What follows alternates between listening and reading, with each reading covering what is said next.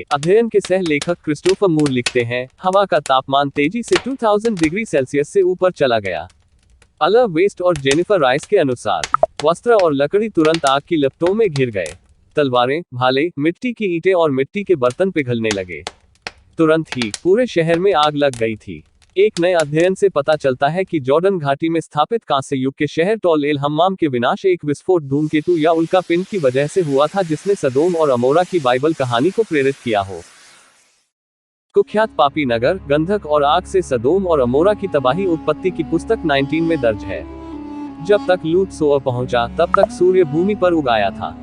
तब यहोवा ने सदोम और अमोरा पर जलती हुई गंधक की वर्षा की।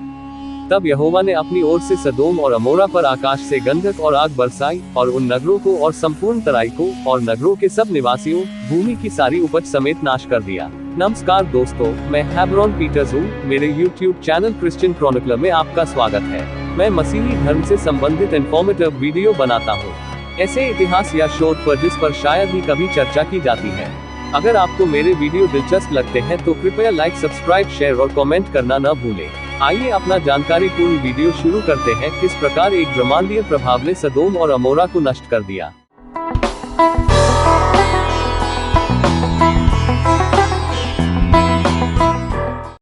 आपदा के समय लगभग 1650 BC जॉर्डन में एक पुरातत्व स्थल, आज का टाल अल हम्माम, घाटी के 3 प्रमुख शहरों में सबसे बड़ा था। यह संभवतः क्षेत्र के राजनीतिक केंद्र था। जेरूसलम पोस्ट के लिए एरियला मास्डेन की रिपोर्ट कहती है, संयुक्त रूप से तीनों महानगरों की आबादी लगभग 50,000 थी। टाल अल हम्माम और उसके आसपास के क्षेत्र मृत समुद्र के किनारे, मिट्टी की ईंटों की इमारतें 5 मंजिल तक ऊंची थी। वर्षों से संरचनाओं के खंडहरों की जांच करने वाले पुरातत्वविदों को अचानक उच्च तापमान विनाशकारी घटना के प्रमाण मिले हैं। उदाहरण के लिए, मिट्टी के बर्तनों के टुकड़े जो बाहर से पिघल गए थे लेकिन अंदर से अछूते थे, जो हमें बताता है कि लगभग तुरंत ही पूरा शहर आग की चपेट में आ गया था। जर्नल नेचर साइंटिफिक रिपोर्ट्स में प्रकाशित नए पेपर ने पुरातात्विक रिकॉर्ड के आधार पर तबाही के संभावित कारणों की जांच की। शोधकर्ताओं ने निष्कर्ष निकाला कि युद्ध, आग, ज्वालामुखी विस्फोट या भूकंप से तबाही होने की संभावना नहीं थी, क्योंकि इन घटनाओं से इतनी तीव्र गर्मी पैदा नहीं हो सकती थी कि घटनास्थल पर पिघलने का कारण बन सके। सिर्फ एक अंतरिक्ष चट्टान को, जो कि सबसे संभावित कारण हो सकता है।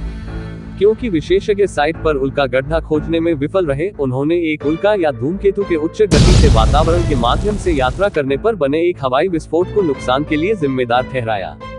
यह हिरोशिमा में इस्तेमाल किए गए परमाणु बम से 1000 गुना अधिक शक्तिशाली विस्फोट में शहर से लगभग 2.5 मील ऊपर फट गया होगा। मूर बताते हैं कि हवा का तापमान तेजी से 2000 डिग्री से ऊपर बढ़ गया। वस्त्र और लकड़ी तुरंत आग की लपटों में घिर गए। तलवारें, भाले, मिट्टी की ईंटें और मिट्टी के बर्तन पिघलने लगे। लगभग तुरंत ही पूरे शहर में आग लग गई थी। उन्होंने पाया कि बुलबुले, मडब्रिक और आंशिक रूप से पिघली हुई निर्माण सामग्री और बाहरी सतहों के साथ मिट्टी के बर्तनों के टुकड़े कांच में पिघल गए। यह एक असामान्य रूप से उच्च तापमान की घटना के सभी संकेत थे, जो उस समय की तकनीक की तुलना में बहुत अधिक गर्म था। विस्फोट के कुछ सेकंड बाद शहर में लगभग 740 मील प्रति घंटे की गति से एक शॉकवेव आई, जो अब तक दर्ज किए गए सबसे खराब बवंडर से भी तेज था, जिसने शहरों की इमारतों को नींव और मलबे में बदल दिया था। शहर के भीतर कोई भी व्यक्ति या कोई जानवर नहीं बचा। उनके शरीर फटे हुए थे और उनकी हड्डियां छोटे छोटे टुकड़ों में टूट गईं। इस विचार की पुष्टि करते हुए कि एक हवाई विस्फोट ने विनाश का कारण बना, शोधकर्ताओं ने शहर के खंडहरों के बीच पिघली हुई धातु और असामान्य खनिज टुकड़े पाए। नए अध्ययन के अनुसार अंतरिक्ष चट्टान के कारण विस्फोट एक भीषण आग और शॉकवेव ने शहर को समतल कर दिया। मुख्य खोजों में से एक चौंकाने वाला क्वार्ट्ज है। एक बयान में कैलिफोर्निया विश्वविद्यालय सांता बारबरा में भूवैज्ञानिक जेम्स पी कैनेट कहते हैं, ये रेत के दाने हैं जिनमें दरारें होती हैं, जो केवल बहुत अधिक दबाव में बनती हैं। पुरातत्वविदों ने साइट की विनाश परत में नमक की उच्च सांद्रता की खोज की, संभवतः मृत सागर और उसके तटों पर विस्फोट के प्रभाव से हुई हो। विस्फोट से एक विस्तृत क्षेत्र में नमक फैल गया होगा, संभवतः उच्च लवणता वाली मिट्टी बन गई, जिसने ऊसर जमीन बना दी, जिससे फसलों की पैदावार बंद हो गई। यह वह समय हो सकता है जब लूत की पत्नी नमक स्तंभ में बदल गई थी, और परिणाम स्वरूप लोगों ने सदियों से निचली जॉर्डन घाटी के शहरों को छोड़ दिया। पहले मृत सागर का नाम झील एमोरा था। अमोरा झील एक मीठे पानी की झील थी जो मृत सागर के वर्तमान दक्षिणी छोर से कम 80 किलोमीटर दक्षिण और 100 किलोमीटर उत्तर में फैली हुई थी, जो वर्तमान हुला अवसाद से काफी ऊपर है।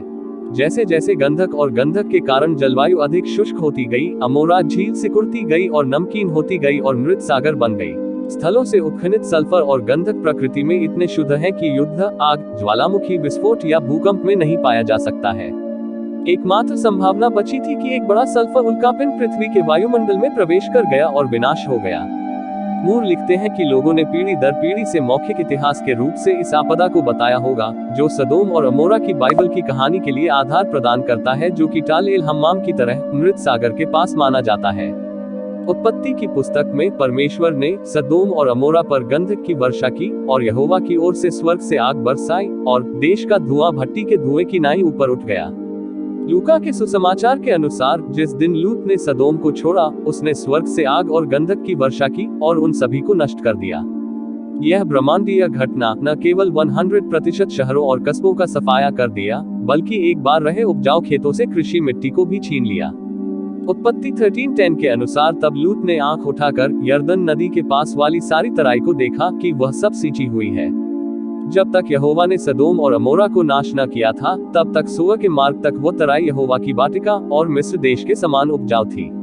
वह भूमि जो कभी मीठे पानी की झील और उपजाऊ थी, लोगों के अत्यधिक पापों के कारण शापित हो गई थी।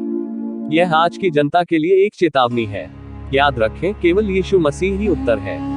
दोस्तों, अभी के लिए बस इतना ही। आशा करते हैं कि आपको मेरा वीडियो पसंद आया होगा। कृपया लाइक, सब्सक्राइब, शेयर और कमेंट करना न भूलें। मिलते हैं मसीही धर्म से जुड़े कुछ और ज्ञानवर्धक वीडियोज में। अभी के लिए बाय बाय। परमेश्वर आपको आशीष दे।